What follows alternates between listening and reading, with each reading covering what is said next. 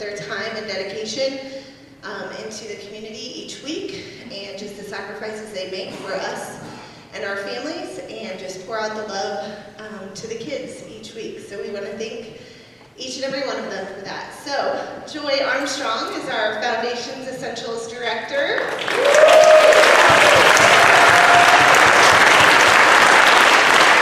Kristen Fox is our Challenge B Director. If you want to come on up. Coming up here. Tracy Merrick is our Challenge 1 Director.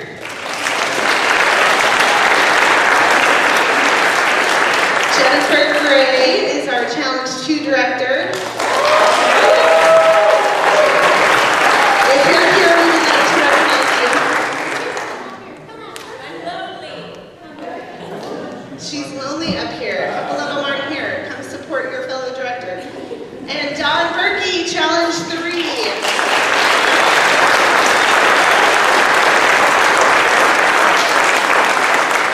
Thank you, ladies, for all that you guys have done this year and making the community and the families feel loved. So thank you. Thank you, Haley. And Haley has done an amazing job of taking over her role as SR. Yes, thank you very much. We're also going to recognize my tutors in my Foundations Essentials community. So if you are here, I know some of them left to go on vacation. How dare they? But if you're here, you can go ahead and stand up. So Danielle Parker, Robin Zaft. I know I saw her. There you are.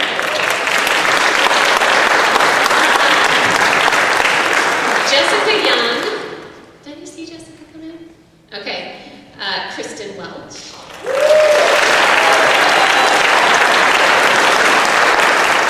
Lynette Hendrickson.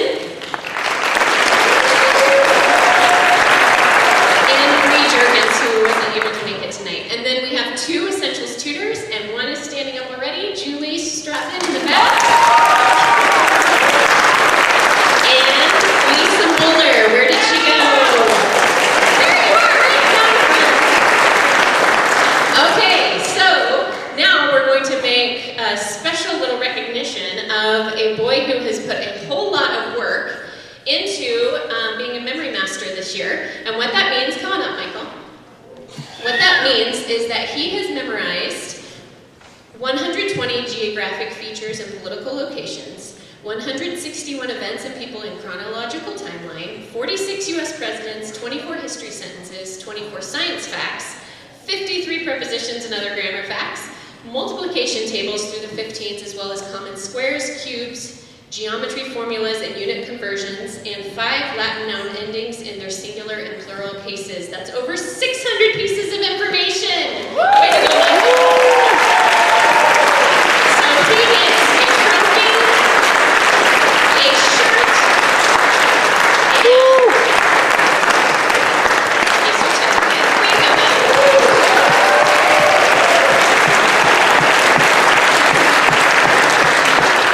That's a pretty incredible achievement, and we just wanted to honor him tonight doing that.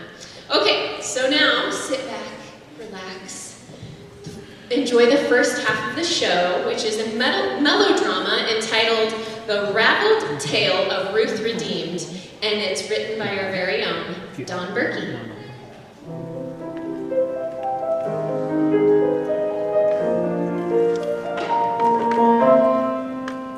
When we were kids, my brother Thomas and I spent more time watching television or playing games on the computer than reading bedtime stories, and we knew little about God or Christ.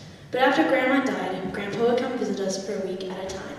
He made it a priority to spend time with each of us, sometimes playing games, but always reading bedtime stories. And he managed to learn quite a few from the Bible. Our thirsty imaginations suddenly take flight. We went into a dry, fitting desert or a lush green paradise, whether we wanted to or not.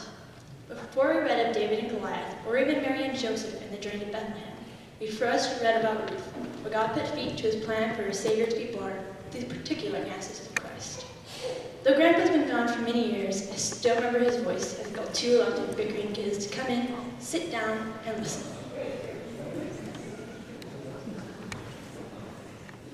Tommy! Katie, come on!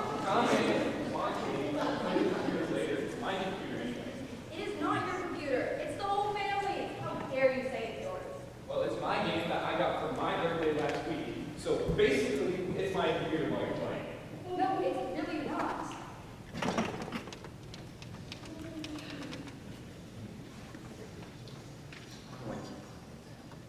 Because, just to show how stupid it is.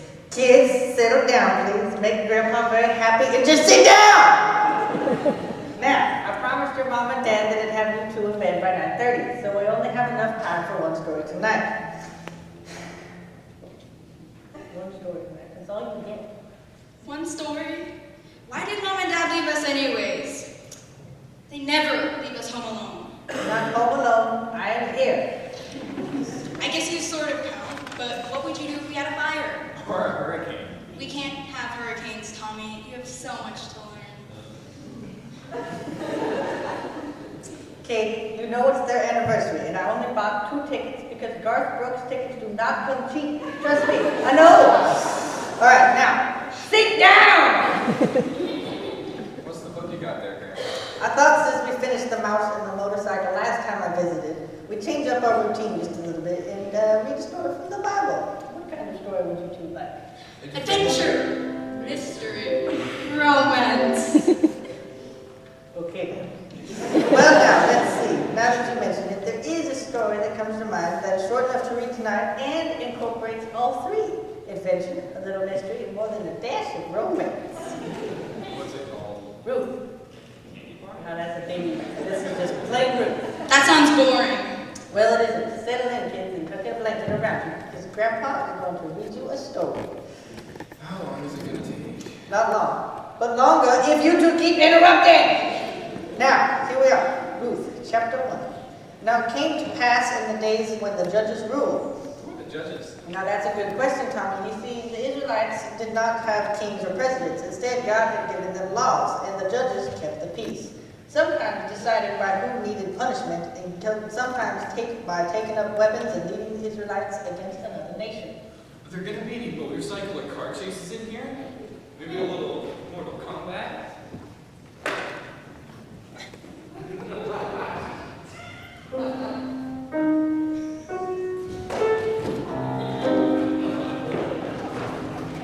No, of course not, you idiot. Sit down. This was a long time ago, like before the wheel was invented. Yeah, the wheel had been invented, Katie. Yes, Tommy, you have to go back further with motorcycles. Motorcycles.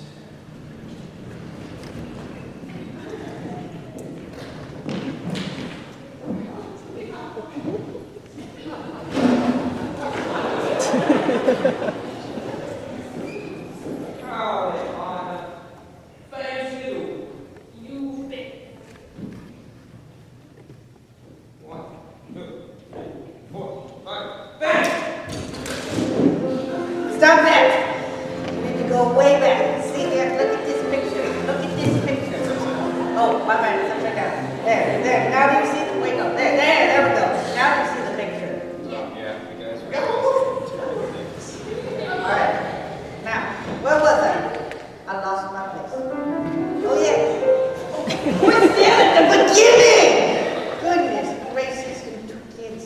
Now, in the days when the judges ruled, there was a famine in the land, and a man named Elimelech from Bethlehem in Judah, together with his wife Naomi and 2 sons, went to live for a while in the country of Moab. Now, Elimelech died. And Naomi was left with her 2 sons, Mahlon and Kilian. They married Moabite women, one named Orpah and the other Ruth. No, Tommy, I don't mean Oprah. Who's Oprah? It doesn't matter, because we're not talking about Oprah. We are talking about Oprah. I mean Oprah. Dang it! All right. Now then, after they had lived there about 10 years, Mahlon died. And Kilian also died. And Naomi was left barren with her 2 sons and her husband. Then she arose with her daughters-in-law, Ruth and Orpah, that she might return from Moab. For she had heard that the Lord had visited his people in Judah by giving them a rich harvest.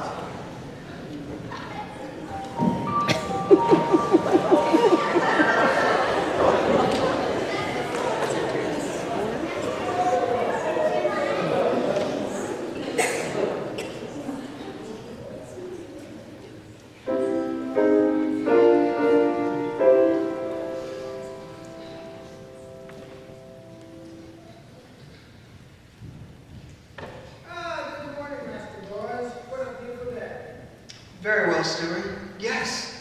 Aren't these golden fields such a glorious sight after our long years of famine? Now our people will have bread and plenty of it for their long, barren cupboards. When are we going to be sitting in the reapers with their cheerful songs and dances? Well, now, the crop is almost dry enough to harvest. In a week, I think we should set the reapers in the western field, next to the field in the bottom, your kinsman. You know, just in case Nabob conveniently forgets where his field ends and yours begins.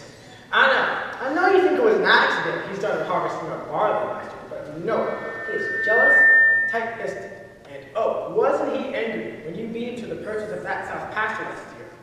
Oh, but who can argue about property lines when the smell of ripe barley and wheat is in the air? And in the air is beautified with the sound of lark, and the sunset is so bold and fiery, but yet it's crisp and clear. It fires a man's blood and strengthens him for the work ahead. Harvest. You go ahead and drink the sunset.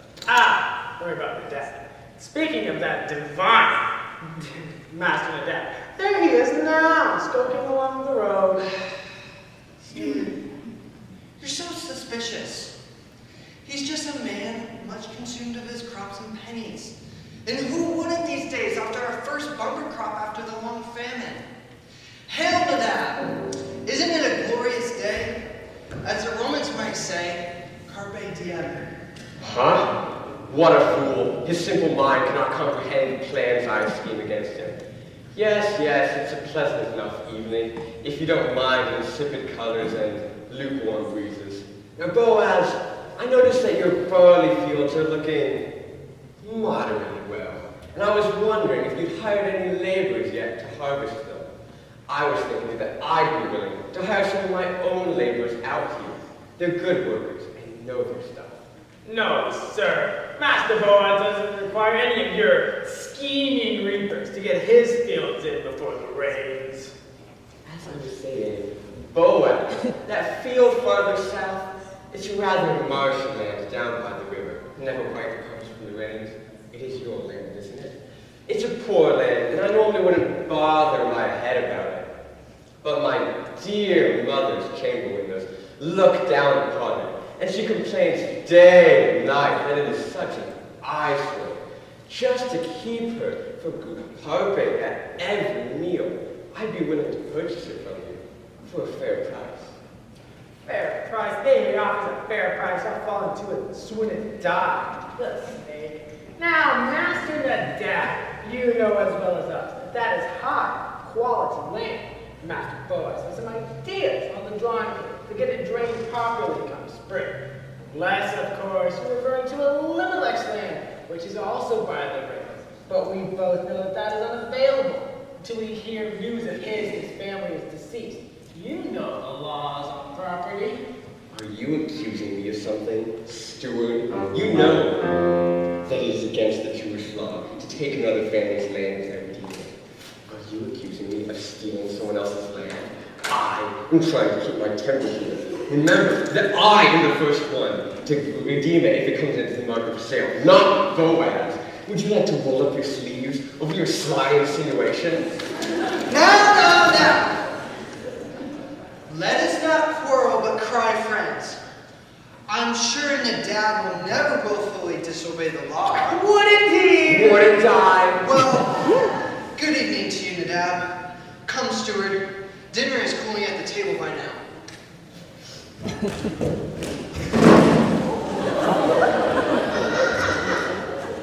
I know how to get what I want. All I need is time.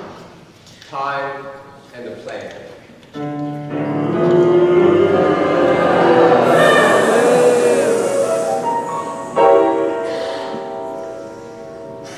When she heard in Moab that the Lord had come to the aid of his people by providing food for them, Naomi and her daughters-in-law prepared to return home from there. Grandpa, did a lot of people starve in Israel? From what our text says, yes, they must have. Mama said that the burnt cookies Mom baked the other day. Tommy, don't send starving people something burned. Send them something nice, like good vegetables and bread. Brussels sprouts? Did Mama set them to canned Brussels sprouts from the pantry? Stop trying to send a back to the story now, shall we? You said that. I told you I would send them good vegetables, not bad ones. Brussels sprouts are very good for you. That's why Mom keeps shoving them down our throats. Such a whim. Personally, I like Brussels sprouts roasted with a few potatoes and a vinaigrette, some salt and pepper. Has your mother tried it? No? No? Okay, all right. So, Naomi, no, my bad. I screwed up. That was the other chapter.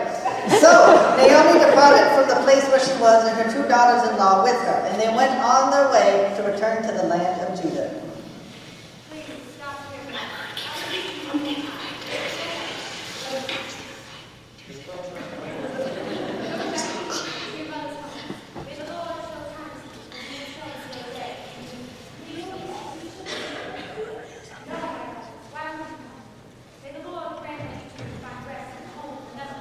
No, we should go back with you to your people. It's the right thing to do. Return home, my daughters. Why are you coming? Might have any more sons who become husbands? Return home. I'm too old to have another husband. Even if I have a husband tonight and give birth to sons, would you wait till they grew up? Would you remain unmarried? No, you. There's more bitter disease for you, for the Lord's hand is strong against it. Well, when you put it that way, back home, Amran the butcher always did have a thing for me. Always slipping in a bit of extra liver in our packages of lamb chops. Maybe he's still single and looking. Naomi, take care of yourself, Mayor. God bless you. Come on, Ruth, let's get back. Look, your sister-in-law is going back to look over her daughters. Go back. Don't urge me to leave you to your back. Where you go, I will go. Where you say, I will say. Your people be my people, and your God my God. Where you die, I reside, and there I live. May the Lord be ever so soon. And anything that happens. Yeah, Orpha, you can take her away now. What? Don't be a fool, Ruth. They will hate you in Israel. Don't forget you are a despised Moabite. Nay, Orpha, go. You have chosen your road, and I have chosen you. You go. Haven't I been whacked enough by God's hand? You will not return. So Orpah leaves Ruth and Naomi. Wow, she's a lousy friend. Not really. Moab was her homeland. How would you like it if Grandpa tried to take you away from Mom and Dad, back with him to Florida? I'd love it if I got a little peace and quiet from you, Katie. Not if you got eaten by crocodiles. It happens down there all the time. Little kids wander off, then snap! They're eaten by crocodiles, or squeezed by Burmese pythons. Let's leave the alligators and Bearpaw Swamp out of this for now and get back to Naomi and Ruth and return to Bethlehem, okay? Yeah, Katie. Back to Bethlehem, okay? Shut up, Tommy. I actually want to hear the story. So, the 2 women went on until they came to Bethlehem. When they arrived there, the whole town was stirred because of them, and the woman exclaimed, "Can this be Naomi?" Can this be Naomi? Can this be Naomi? I believe it must be. Naomi, Naomi, can this be Naomi? Naomi, Naomi, can this be Naomi? Why are you singing? Naomi. Stop singing, Tommy. Naomi. No! I hate musicals, Tommy, and the only evil that I knew of your grandmother then was that she loved the musicals and made me sit through them all. Now, sit down! Both sit down! Dad, when did you get into town? I thought you'd be harvesting boys by now. Hello, Judith. You shouldn't believe in rumors. I haven't taken anything of Boaz's yet. Who is that young woman with Naomi?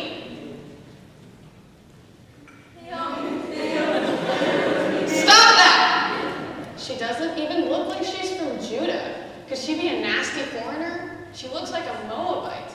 You know that Elimelech went down to Moab with you and to Judah's family. I don't know that. Everybody knows that. I don't pay attention to anything that doesn't concern me closely. And why should I, when I'm the most interesting and beautiful person in this town? Arrogant woman. When she was born, the first photo taken of her was a selfie. then she's probably a Moabitess. Where is her husband? Surely she has a husband? Haven't you heard the rumors? No, of course you haven't. I've heard that Naomi's husband and sons are dead. So, if she's a Moabitess, then one of the sons married during the famine. I'm just guessing here. She might not have a husband. Why do foreigners have to come here bringing their diseases and idols? There should be laws against it. Now, calm down, Judith. You might have to work a little bit harder to get a rich husband. But competition is a good thing. It brings out your best. And frankly, you better get cracking because you aren't getting any younger. Neither are you, Madame. This may call for a tidy little bit of intervention. We can't have her messing up my plans. Plans for Boaz? I'm so close. Can I count on you to help me? If I help you, I know you have your own plans afoot for that noble hero. I don't see how you could help me. But you know that I'm up for any games to be played in that direction. Well, fine. I guess I just don't need your help anyway. Naomi? Naomi! And it's me, Naomi! Stop that! Don't call me Naomi.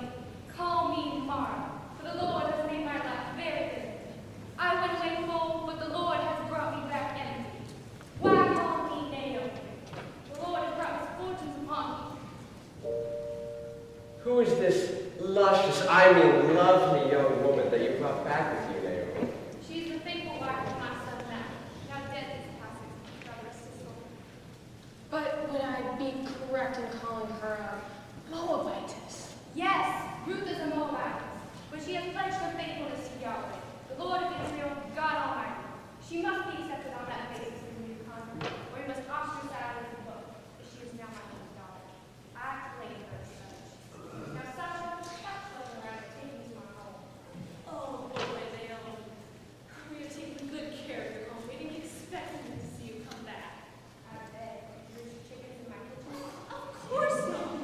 Roast with my husband. No. Every day laying in my bed. Why I know you, old girl, you would eat it if you don't need something. Other than a few cousins that stayed away visited, allowing the young couple with 6 children to be raised, and using it to boss back to every day, I really haven't done a thing. Boy, Dad, Show me. You broke one word. Well now, isn't this interesting? An intriguing, brand new can of worms. I wonder how the dad's going to take it that the field he's been coveting is now going to be reclaimed by Naomi. Steward, you're so suspicious. I mean, he's just a sad man with a farming heart to see the land life follow for over 10 years or more. You need to look with a little more love in your heart towards people. Right for the plucking, isn't he? Whatever you say, Master Boaz. But I'm going to keep both my eyes open for any mischief, especially as we start harvesting tomorrow morning. You do remember I'm leaving tomorrow for Jerusalem. It is only 5 miles away. When do you return? Well, it just depends on how fast I sell the oxen. Oh, and I have to go to the temple to sacrifice a sheep. That may take a couple of days.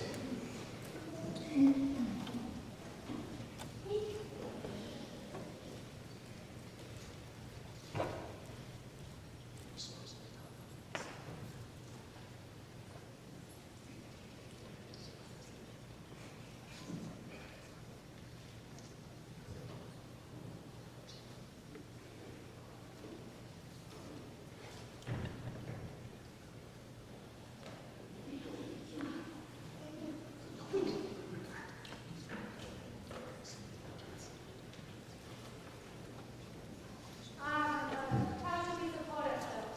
I can find some needlework to do among the neighbors, perhaps, and perchance you could do some washing for the grandparents to your house.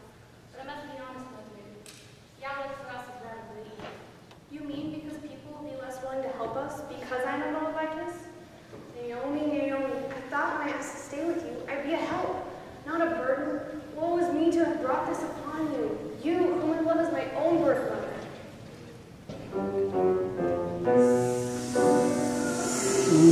Well, Judith, isn't it? I haven't seen you since you were a small girl in pigtails, robes of flying, running around with little boys in the neighborhood, getting into all sorts of trouble. I hope you've changed. Oh, I'm much different now, much different. I've moved on to other things than little boys. I've moved on to bigger things. And now I've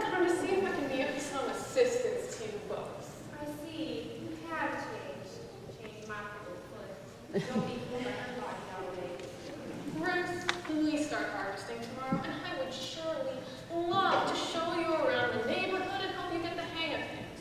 You can watch the reapers and pick up enough grain to keep you and Naomi in bread for months to come, if you act smart about it.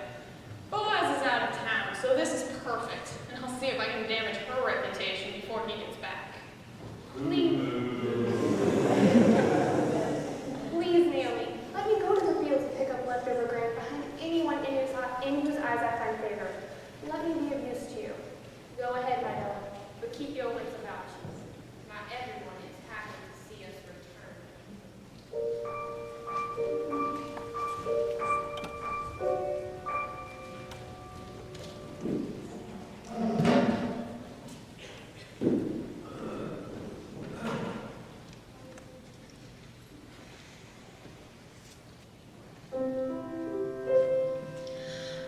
Morning has broken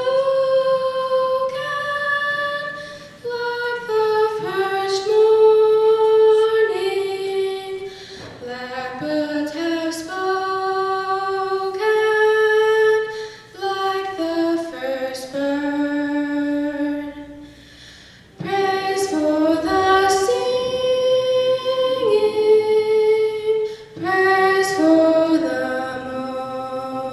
morning, praise for them springing fresh from the word. Reapers, reapers, where we get these reapers? Reapers, reapers, where we get these reapers? Fire! That is a strange man. You need to check up on him. Sanity gallops in his family. He set his house on fire because he said he saw a rat. Then he set his son on fire because he said he was a rat.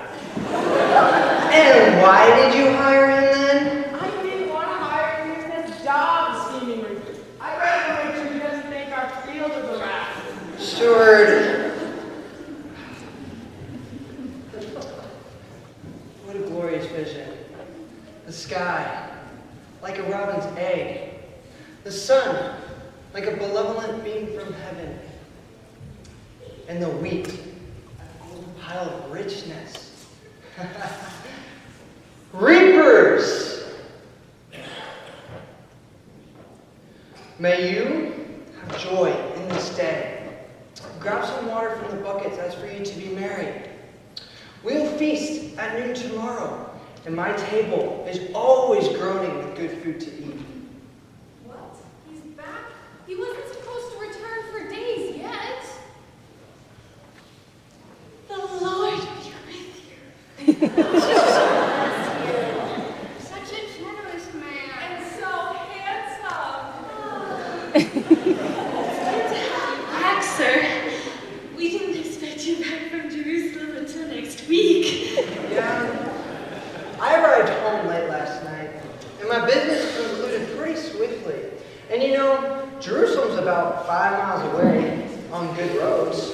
I love a good road. Yes, aren't they nice? Can you show me your favorite road sometime? Oh my, are those your muscles? I mean, I do work out, so it is very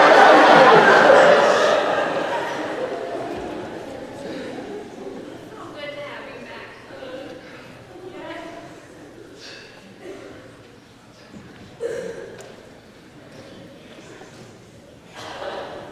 Stopped him just in time, sir. As I suspected, he had a lit candle under his shirt.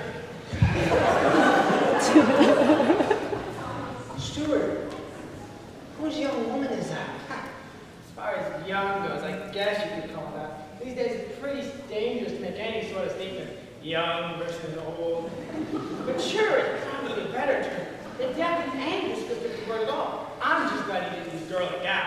That might have been offensive. Steward, I don't care about girl or gal or any of that right now. You would care if you had to deal with people like I. They're beginning to band over The new term for Reaper these days is grain extraction specialist. And what I love to supply to them in the future with hand lotion stations at key workplaces. Stuart! I don't care about any of that right now. Who is the woman? Calm down. You're not going to red blood stagnant. You should remember her. She's the Moabite that came back with Naomi. She said to me, please let me clean the guys among the sheep behind the harvest. Now, I know you have a problem. No problem. She just looks different. Her blonde curls gleam in the brightly sun, like ripe barley that's golden for harvest. How is she doing? Yes, she went into the fields this morning and has worked steadily from morning till night, except for a short break for rest and water. A Proverbs 31 woman in the flesh. Proverbs? Sorry, I don't think Proverbs has been written yet. Stuart.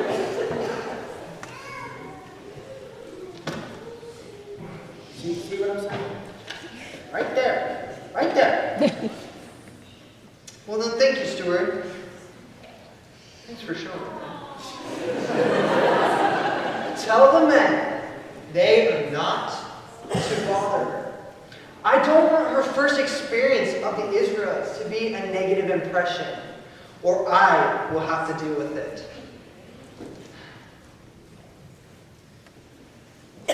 Oh, Boaz, when did you get into town? Just a quick trip. So Ruth, right? Are you okay? My lord. No need to be formal. Call me Boaz will do for now. But dear lady, listen to me. I don't want you to go glean in any other fields. Stay here with my servants. Watch the fields where the men harvest, and follow after the girls. I don't want the men to bother you. If you were the least bit thirsty, just a tad bit thirsty, you can go ahead and get a drink from the water jars. Why have I had such favor in your eyes that you notice me, a foreigner? Well, it has been told to me what you have done for your mother-in-law after your husband's death. That you lived in your hometown but left, and now you live with people you don't know. May the God of Israel, under whose wings you take refuge, richly reward you for all you have done. Again, may I say, what beautiful eyes she has. Is it a kissing story? I don't like kissing stories. Mom doesn't let us watch anything over PG. Now, they are not going to kiss. Please keep a rein on your imagination. Goodness. May I say again, what beautiful eyes she has. May I continue to find favor in your eyes, my lord? You have given me comfort and spoken kindly to your servant, though I do not understand even one of your servant girls. Steward! Can you come here a minute? That clever, conniving little shiksa. Look over here. There are several handfuls of grain. You have minutes. I would surely hate to have you miss out on anything good. Come here to break the fast. A little food to refresh you. Look, Ruth, come sit over here, and I'll go fetch us some food. Boaz, I just wanted to let you know that I think that robe and belt looks simply smashing on you. They accentuate your blonde hair, your strong arms. It is very kind of you, Judith. You're just too kind. And I mean, these colors are rather nice. And it's the newest cut of coat in Jerusalem. Thank you for being a hard worker out in my fields. You know what you are? You're a steady grain extractor. What? Just a moment, Judy. Ruth, what are you doing hiding behind the plant? Come over here. Yes, Master Lord?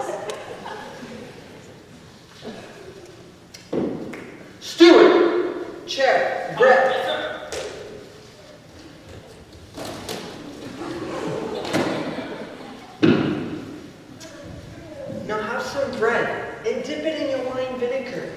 So delightful and refreshing, don't you think?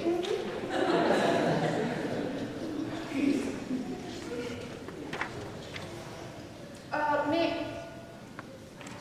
I must get back to work, sir, in order to have enough grain for Naomi also to eat.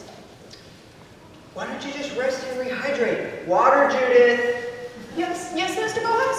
Can you get me some water, please? Really, you are all courtesy, but I am not thirsty. Please let me have your honey, good mother. If you insist. Steward? Right here, sir. Tell the men that when she goes to the uncut sheets, they are not to say anything to her. Okay, sir. And tell the men they're to take some stalks for her from the bundles. Oh, okay, sir. And tell the men they're to leave them for her, and they're not to rebuke her. Well, this is all fine. The grain extractors unit is gonna have a fit. You can see it now. It's gonna have a defect. You almost leave it nice sitting by the fire, talking about the Bethlehem song. We're discussing the latest John Deere technology. That's all been such a way that they're wise. Steward? I'm still here, sir. Ah. Your water, Master Boaz? Why do you think I wanted water, Judith? Hello, my pretty Judith. Have you kissed all the boys and made them cry?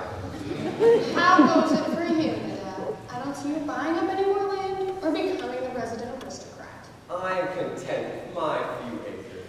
I prefer a simple life spent among the town's savages, correcting their grammar. Careful now, Judith. Don't get peevish. Skip it, Schlemuel. I know full well you've got your eye on Naomi's land. Any fool can see it's the best farmland between here and Jerusalem. What if I told you I didn't have just my eye on a paltry patch of land?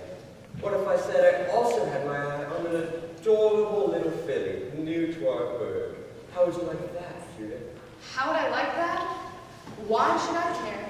And anyway, I don't see that either you or Boaz has a chance in the world of getting what you really want. You only want the land, and Naomi would never sell it to you. She hates us both, and Boaz, because he would dare marry a Moabite. The law speaks strongly against marrying a woman from any idolatrous nation, but especially Moab. Ah, but she accepted Israel's God and law when she came back here with Naomi. He won't marry her. I swear he won't. Calm down, Judith. Well, anyway, why were you showing the competition around? Strategy, Nadab. Strategy. You know the old adage, keep your friends close, but your enemies closer. Impressive, Judith, thinking ahead. Just like you did when you said you wouldn't marry a poor man like me 3 years ago. Oh, put a sock in it, will you? You won't get a rise out of me. I will put a sock in it. Thank you for the suggestion. Well, I'll just toddle off now and leave you to your fruitless pursuit of mighty and stalwart Boaz.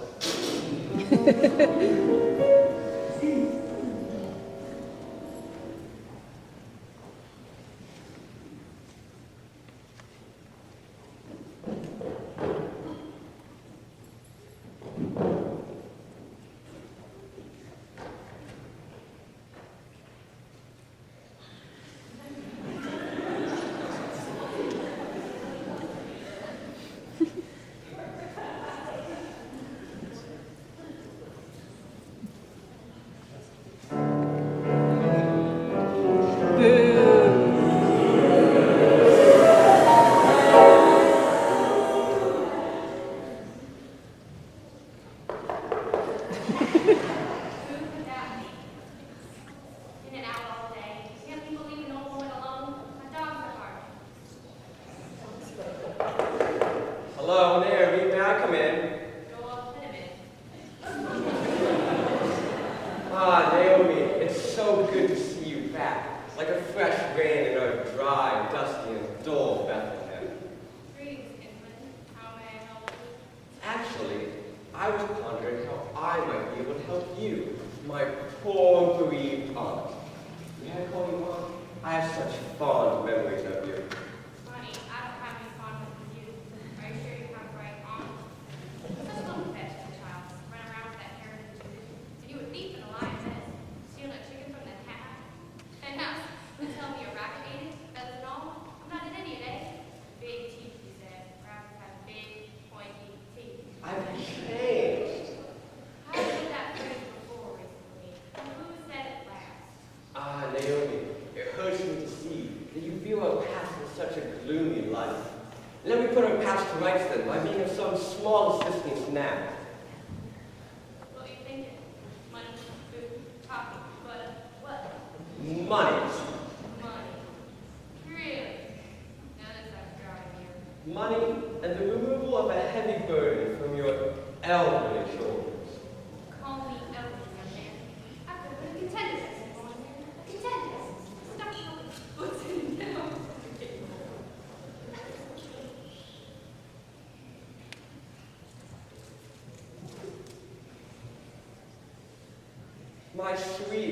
My sweet aunt, so spry and young, and sharp-tongued. Let me roll off the heavy burden that you brought back with you from Moab. How do you know? Whatever it is, she is not her. I don't mean Ruth. I refer to your dead husband's land. I will purchase it from you for a fair price. It's not for sale for your price. It's like that, is it? I hope you don't regret your hasty words. How will you support yourselves? I'm doing some sewing and Rick is bleeding in the fields. Harvest doesn't last forever, Naomi. The Lord will provide.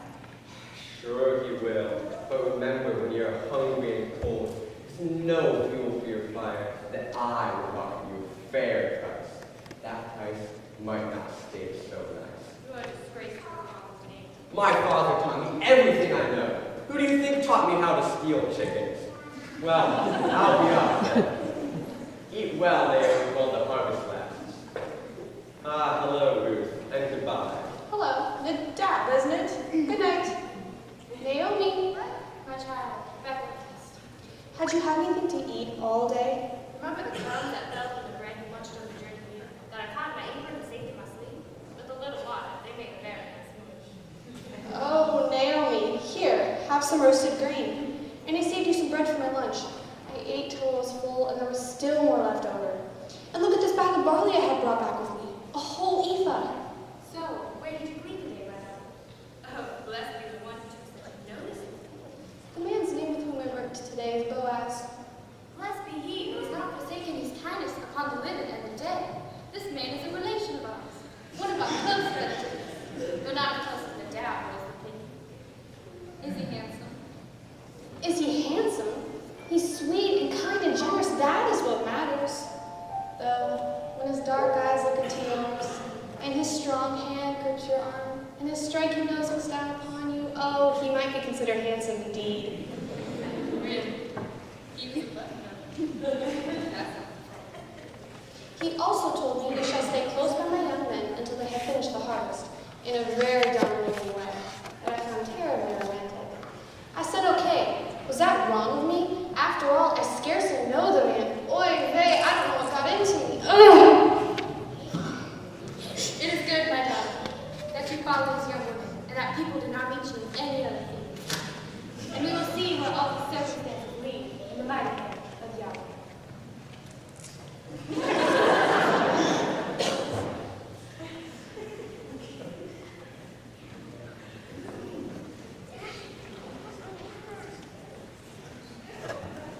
So Ruth stayed close by the young women of Boaz to glean until the end of the wheat and barley harvest, and she dwelt with her mother-in-law.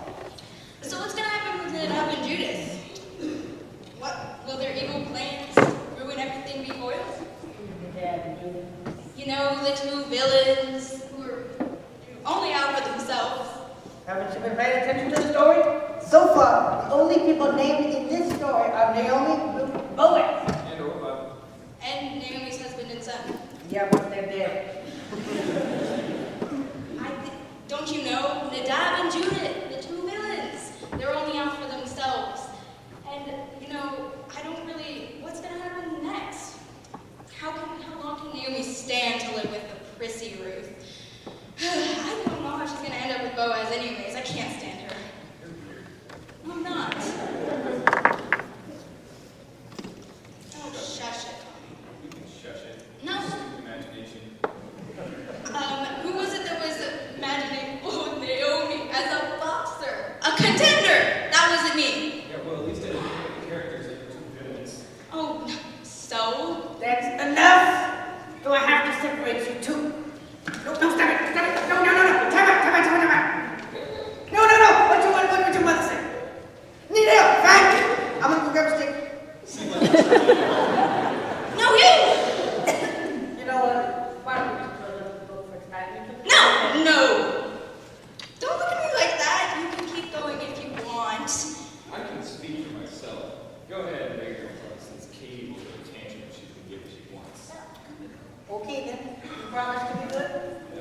mine. All right. So Ruth lived with her mother-in-law and stayed close to the servant girls of Boaz to glean barley and wheat until the harvest was over.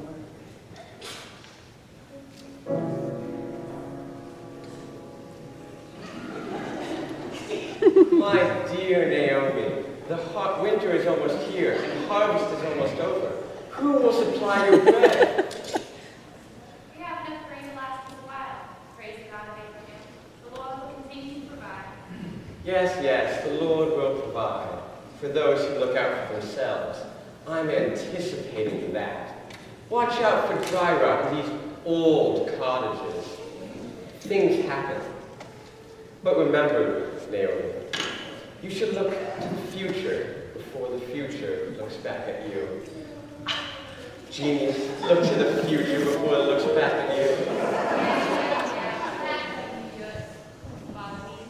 Still, as a none of that in the United States, there's a time and season for everything. Was that the David song? Mm-hmm. He's an interesting fellow with his rather strange ways. Political correctness aside, he's downright creepy. My daughter, should I not try to find a home for you? One would be well provided for. I am happy here with you, Naomi. Ruth, dear, where should we go? Is not Boaz whose servant girls we follow the kinsman of us? What should I see? Tonight you will be winnowing wheat on the threshing floor. Go, wash and keep yourself. But I just came home and I am so tired.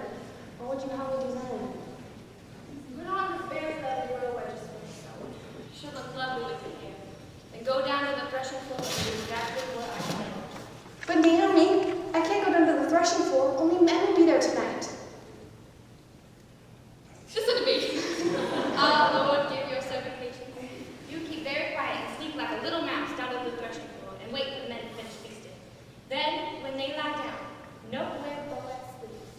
Then, softly, go and uncover his feet and lie down. He will tell you what to do. Now, question no further. I don't understand, but I shall do whatever you say. Why should I uncover his feet? It's pretty nippy out there tonight. That should wake him up pretty quick. You don't want to lay on that waiting, do you? Now go, get dressed.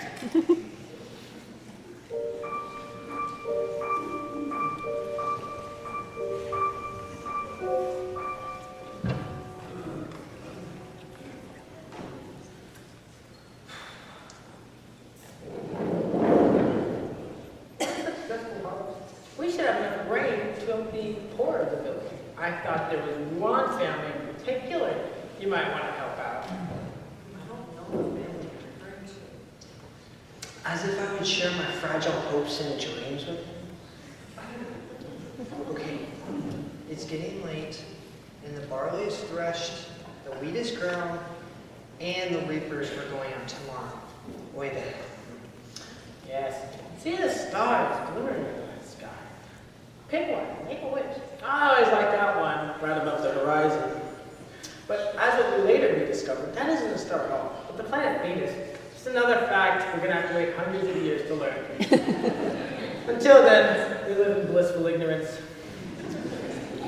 There's only one thing that I don't have that I wish for. I don't suppose you care to share about that, do you? No, I didn't think so.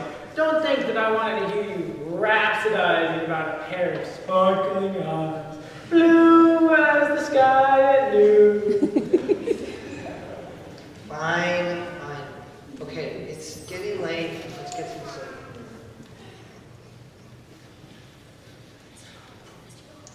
If you want to tell us, I saw a lion. What? I saw a lion. I don't think I'm hearing you clearly. I saw a lion. Quiet. What are you thinking? I saw a lion tonight. That's ridiculous. I'm telling you, I saw it. Where do you think you saw this lion? It was out there in the bushes. I could really only see its head above grass. It was moving kind of funny. Maybe it was sick. Sick. Sick lion?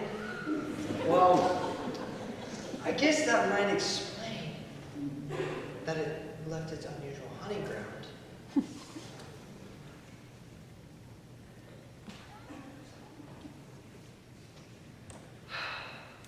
And a lion is dangerous either way, but a sick lion is unpredictable. I don't want you to tell any of them either, because I don't want to start a panic. Men, thank you for gathering here tonight. I appreciate your hard work. Now, let's fall asleep with the threshing floor. We will feast in the morning with berries and cream. So good.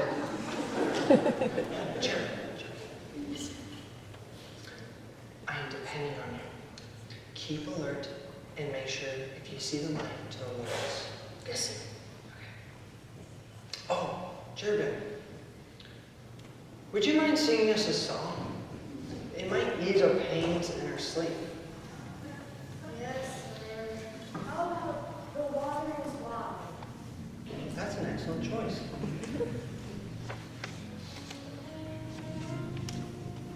The water is wide, I cannot cross o'er,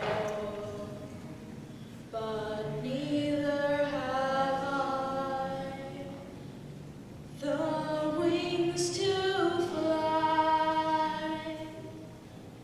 Build me a boat that can carry two, and both shall row,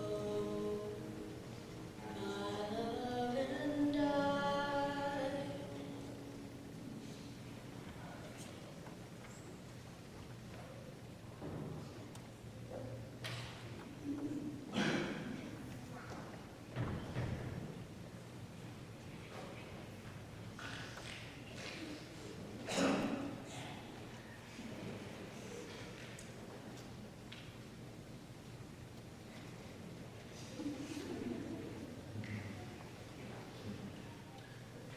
Who are you? I am your servant Ruth. Now spread the corner of your garment over me, since you are kinsman redeemer. Why should I do this? As far as I'm concerned, it means I'm cold. No, actually, Naomi told me to say that. May the Lord bless you, Ruth. I do know what Naomi means by this, and your kindness is even greater than you showed Naomi earlier.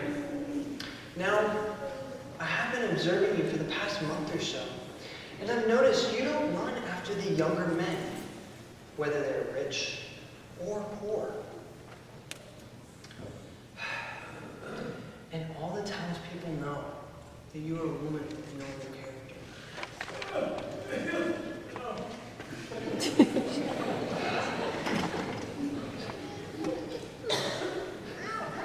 It has been told to me. Oh. The law of Israel says that when a man dies without children, a next king has to buy his property, take his widow, and they have to raise up their first son under the deceased man's name. That son will then later inherit his land or the money that the dead man owned. But I would be willing to do this. But Ruth. No, Judith. Let me say that. But Ruth, don't be afraid. Nadab is closer to king than I am. Nadab? Oh, no, you mean that he could marry me? And I would have to accept him? What kind of law is that? Shh. It is near dawn. We will take this in front of the elders this morning. If Nadab wants to redeem it, let him redeem it. Let the Lord allow it. But if he's willing to not redeem it, I will redeem it. Boaz, is it morning already? It's a little dark. Who's that? Shh. Don't let it be known that a woman came to the threshing floor. Thanks, good friend, for bringing message. I will go immediately to take care of the problem. Here's some grain. You can open up your shawl, your cloak.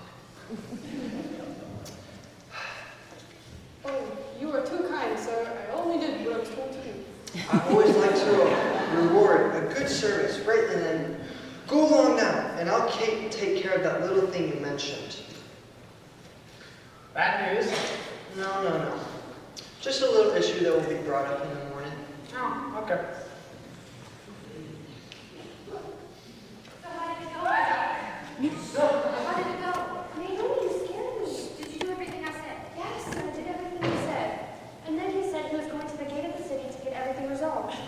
And look here, he gave me his 6 measures of barley, saying, don't go back to your mother and not empty-handed. He is the most excellent man. What do I do now? Wait, for the man will not rest until the matter is settled today. Now, let us go make some tasty cakes of barley.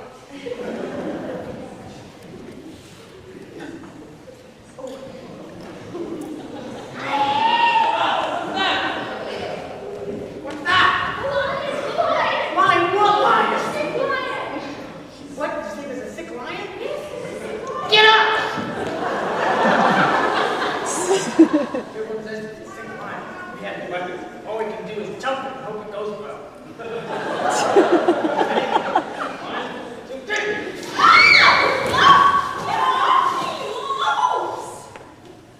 What are you doing? Judith, who do you think I am? Oh, yeah.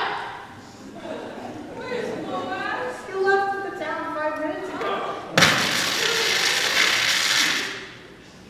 Always too late. When will my fortunes change? And once again, my plans to entrap him have failed. Judith, what is this? Oh, no, look! These wild beasts and these fishes. Calm down, Judith. It's a stuffed lion.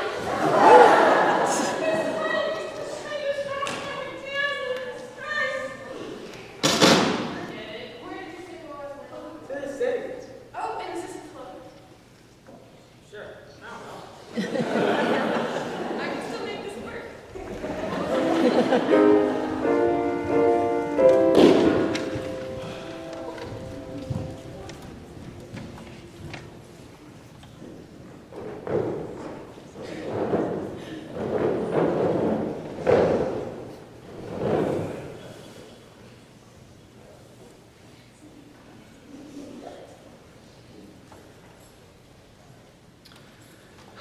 Thank you, elders, for coming early to the gate this morning. You didn't give us much choice.